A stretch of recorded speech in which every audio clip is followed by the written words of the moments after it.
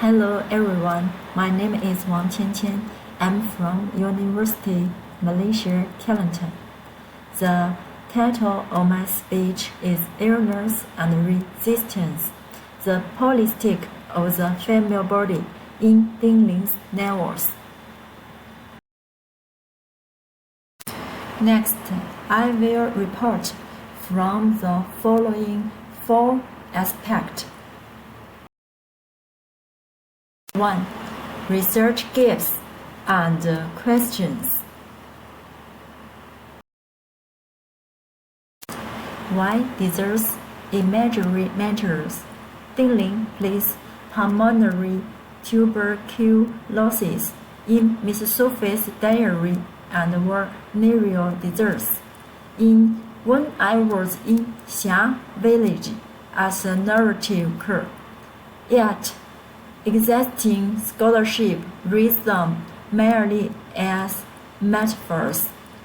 This paper argues that illness is a political arena where patriarchy, medicine, and war instinct, revealing the female body as the key set of modern disciplinary control and potential resistance. Based on this, the paper raised two questions. Who has the power to define pathology? How do stigmatized women talk back?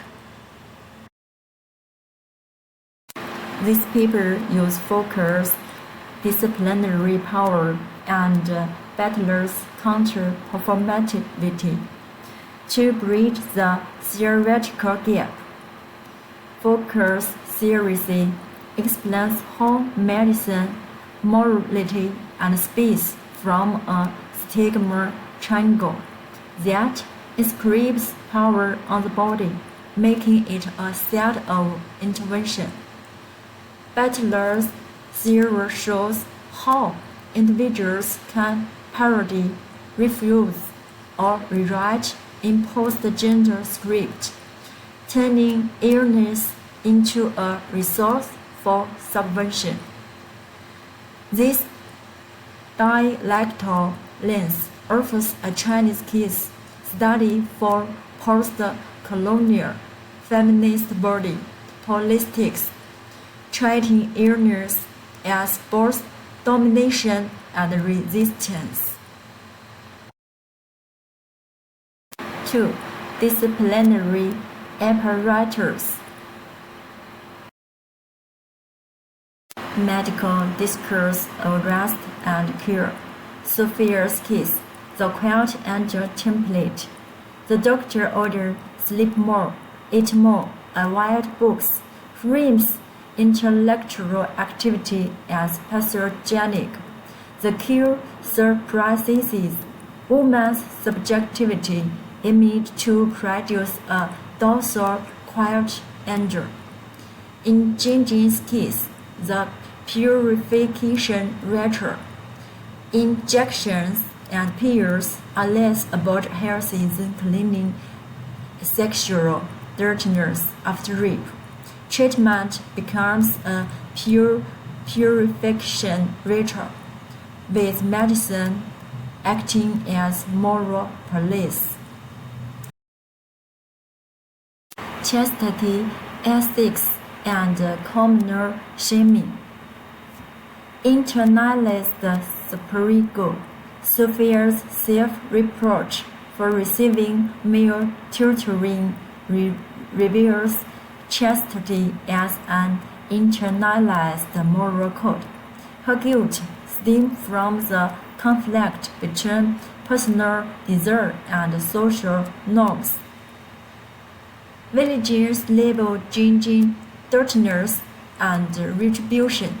Women gain moral superiority by condemning her, turning sexual violence into the victor's original sign. Moral discourse reproduces gender hierarchy through shame and exclusion, consolidating patriarchal order.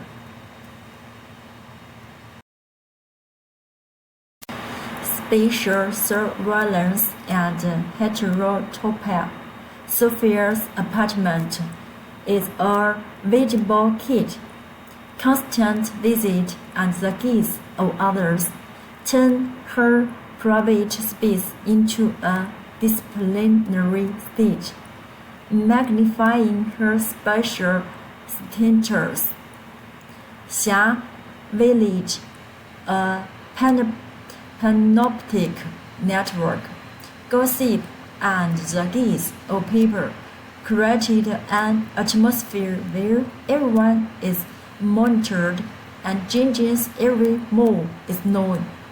Both space function as heterotopias that confine the air and compare self-regulation. 3. Resistance strategies. Sophia's counter-performativity. Refusing the sickly woman script, Sophia used her culture capital for discursive deconstruction, turning her illness into a set of intellectual resistance. Questioning medicine. I simply don't have any faith in medicine. Sophie reversing the gaze, objectifying Ling with a lustful female gaze. Sophie exposing transactions seen through marriage as a mercenary deal. Diary as resistance, right, and displaying her diary to assert a complex subjectivity. Jinjin's body's refusal. Jinjin attempts embodied tactics to refuse the script of stigmatized victim and want to be redeemed.